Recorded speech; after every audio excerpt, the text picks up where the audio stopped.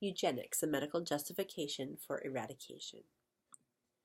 So eugenics is basically the idea that the human race can be improved upon through the process of selective breeding and then making sure that certain individuals or certain traits are not passed on.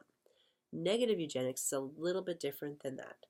So negative eugenics still has the desire to improve the human stock, as Sir Francis Galton said, but really more specifically to prevent the birth of people deemed unfit or feeble-minded, as Galton said. So in the eugenics movement, which started in the 1800s, to remove people from our gene pool, basically, is where the idea about eugenics came from. And so just a little bit of history about that. So why would we be looking at the eugenics movement in regards to Down syndrome? So there's a link between prenatal screening and negative eugenics, some might say. In the prenatal screening business, there is a lot of money being made on the idea that you can know before your baby is born the chance for that individual to have certain trisomies, including the one for Down syndrome. So these are not diagnostic tools, they are screening tools, and these tools are used to let future parents know the chance of having a child with a certain trisomy. Estimation of the current Down syndrome population, that the termination rate has negatively impacted the total number of people who would have been born with Down syndrome. And that is,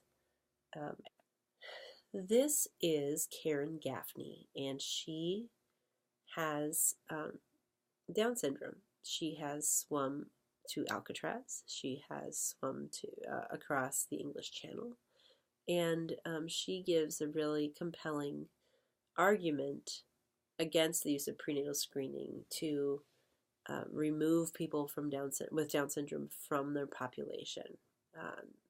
Highly recommend you take a look at her piece, and you can see her persuasion is pretty significant. It's an important part. One of the things you might see, tools are marketed basically so that people know if they're going to have a Down syndrome diagnosis or not. There are other trisomies that occur. However, one of the relevant pieces here is that they're called 21, like maternity 21 plus and harmony. They're looking for Down syndrome. So when you're talking about negative eugenics, they're really targeting a very specific diagnosis. And whether or not their intention is for termination is perhaps not the question. The purpose of the tests is to give someone additional information. However, the way that women are presented with the information may not be as... So some women are pressured to terminate and other women are given good information. It really is different depending on where you are. But one of the things that definitely is happening is that selective terminations are occurring based on a screening tool instead of based on an actual diagnosis. So I guess some of the ethical questions here are: what role should doctors play in this? What role should geneticists play? And who determines which lives are worth living? Now, if it were up to me, I don't know that I would want that kind of responsibility. I don't know that I'm qualified to decide who should live and who should not live, or who should get a chance to live. But one of the people I think you really should consider watching, in addition to Karen Gaffney, is John Franklin Stevens. He is also a self-advocate with Down syndrome, and he testified at Congress this past year on medical research funding. And if you were to take both John Franklin's and Karen Gaffney's opinions into the matter, both of them who are individuals with Down syndrome, feel pretty strongly about being able to live their lives as people with Down syndrome and to be valued as such. So there are naysayers who say, oh, well, people with Down syndrome have certain medical problems, they have trouble with employment, or they have a difficult life, or they're very lonely in adulthood. Now, those may be some concerns for parts of our population, but this information is also based on outdated information, and there are no guarantees in any life.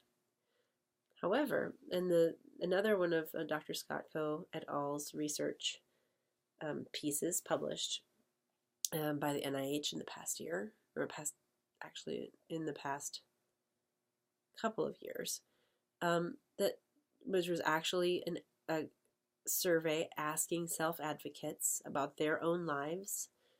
People are overwhelmingly happy with their own lives. They have meaningful lives, and they are loved and love other people. So really, the conclusion for this type of a paper is not abortion is good or bad, or pregnancy termination is good or bad. It's really, what is the purpose of the prenatal screening tools that are currently being used, and that people in general should have the opportunity to discuss the implications of the testing prior to consenting to taking these medical screenings. So let's say you really want to know information about your pregnancy. Great. Do the screening, know what your decision might be before you get the results, and make the decision that's best for your family. However, if you're just letting the world give you information and you're not part of the decision-making process, I think that is a disservice both to yourself and to your future children. So screening for information is not a diagnosis, and we need to remember that. How do you plan to use the information you receive from a prenatal screening tool? This is probably something that everyone should discuss with their partners prior to becoming pregnant. Like discussions about your values and your willingness and openness. Those are things you should probably be on the same page about before you decide to bring children into your relationship. So while eugenics we thought was kind of a thing of the past, bringing back negative eugenics today, we need to understand that the choices that we make now will have long-term implications. And we need to know what the world would be like if we decided certain types of people we just aren't going to appreciate and contain in our world.